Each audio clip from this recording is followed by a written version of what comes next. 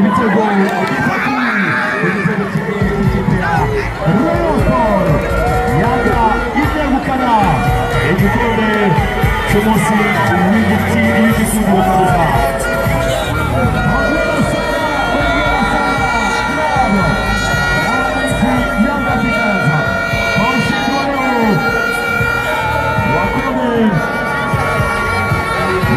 kabisa.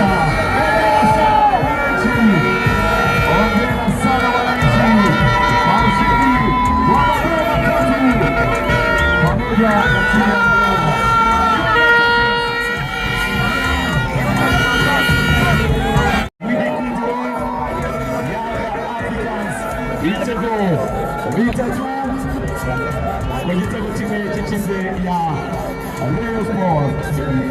Congratulations to Yanga Africans. Congratulations to Yanga Africans for the win of this pre-season tournament this Rayon Sports Day. 3 goals against 1.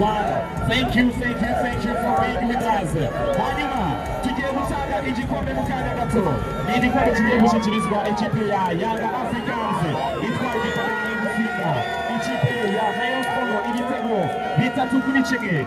N'ubu tugiye kwinjira mu kanya gato cyane no gutanga ibihembo kuri ikipe ya Yanga Africans yitwaye neza cyane igatsinda ikipe ya Rayon Sports ibitego bitatu kuri kimwe. Thank you so much.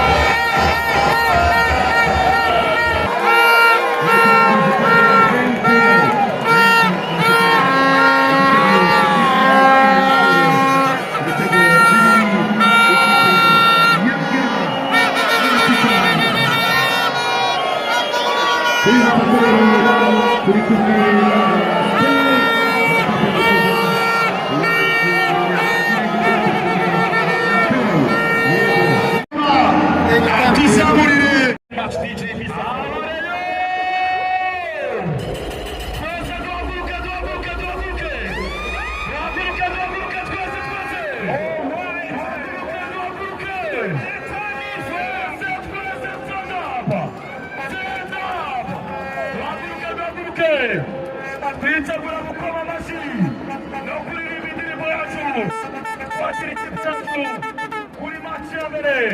This is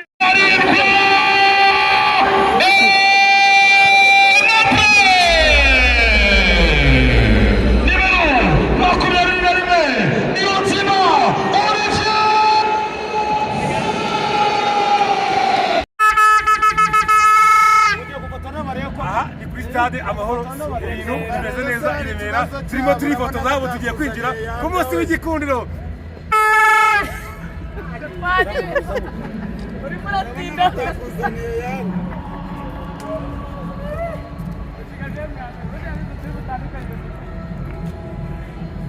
Kandemo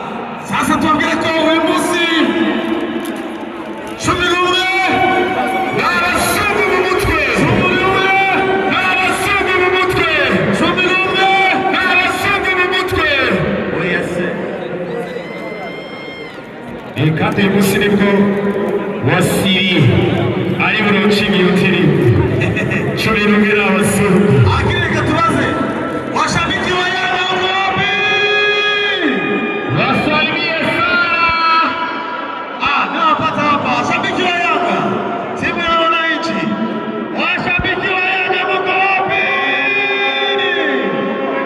urabo fana yitwa Plani wa Kaso ni umunyarwanda ufana Yanga wibera Tanzania uriya kwa Pascal Laga. Acha tuambie washabiki wa Yanga karibu tena Rwanda. Rwanda nchi nzuri. Rwanda nchi safi sana unaona kabisa. Taxi. Jingine linakuwa na warembo wazuri sana. Unajua?